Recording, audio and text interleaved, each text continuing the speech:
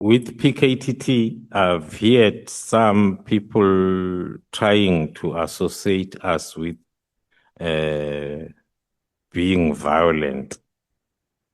That one, I can assure the committee, were the most professional team. Each and every operation is planned thoroughly.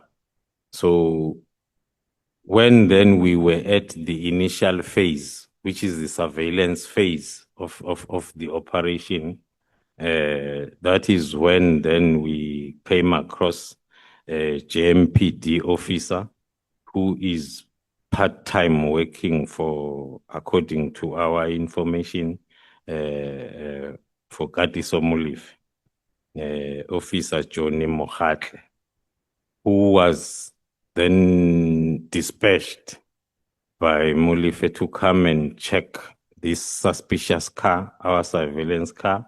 That was that was part of our phase 1 operation, which is surveillance and monitoring.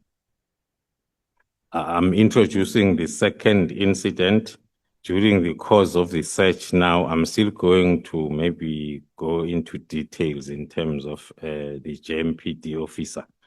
But then during the course of the search, a helicopter was then dispatched to hover on top of the house where the members were working and monitoring, and it was dispatched from the law enforcement again. It's normally dispatched then through the JMPD when or if they are CIT incidents or any other. So that was the second encounter that the team had to deal with.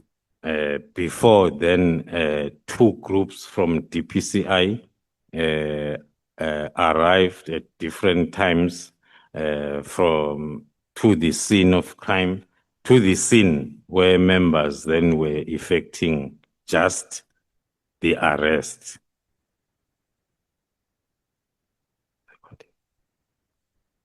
Then maybe then as I approach the interference by the Hawks specifically, I will then give a short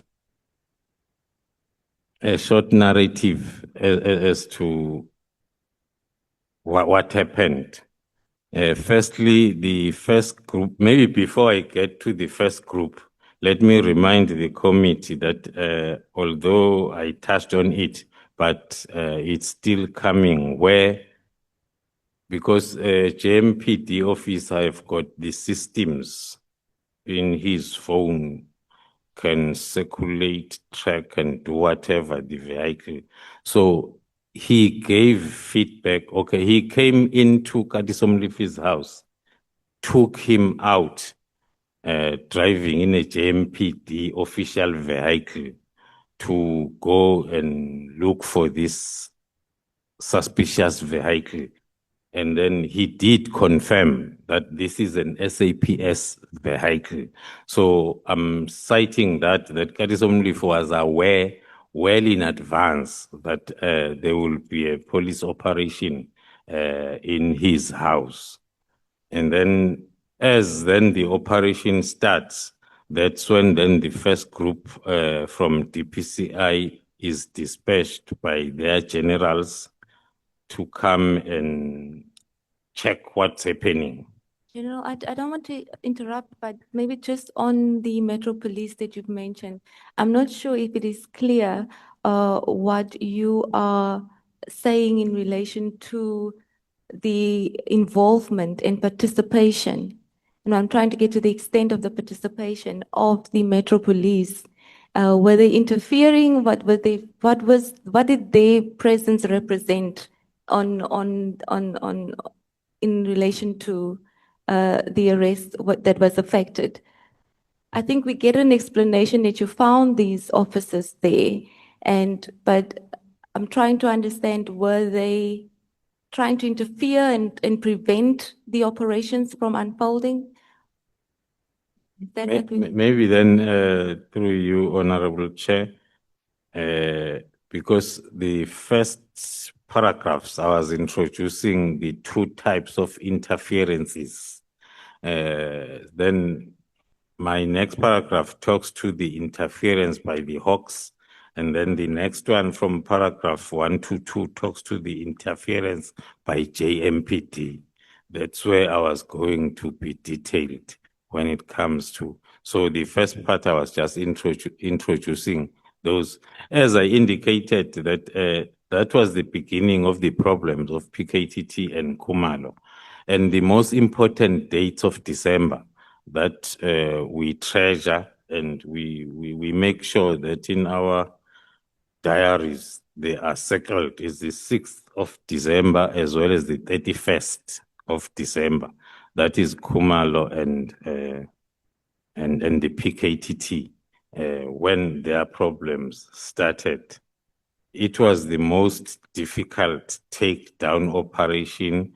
So maybe to go back to the support, the only reason why that operation was a success is because of the decision to request the combat teams of PKTT to come and assist on that one-day operation.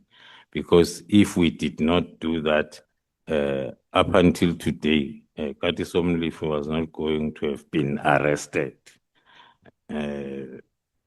Because one could realize that the local resources will not stand this pressure, or everything that was happening on the 6th. Then summarizing the interference by the Hawks, I'll try to summarize it such that the honorable committee is not confused.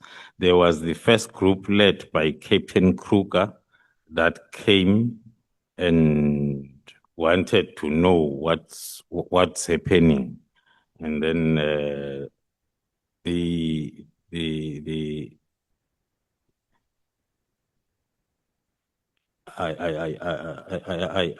I emphasize the professionalism of PKTT, but the professionalism, it includes also the mental strength and fearlessness, because no matter how hard you try to introduce yourself as a VVIP, but you won't be able to do what you want to do.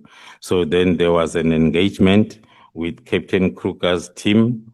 He then also dropped the name of Brigadier Mukwena from DPCI. And after that, the name of a divisional commissioner, Lieutenant General Mboto, as well as the national head himself, as people that had sent them to come and inquire as to what's happening in Katisomlife's premises. And then the team, DPCI team, was informed that it's a police operation, and then there is nothing wrong. But then they remained there in the site for a long time. But one can safely say then they could not achieve whatever then the objective that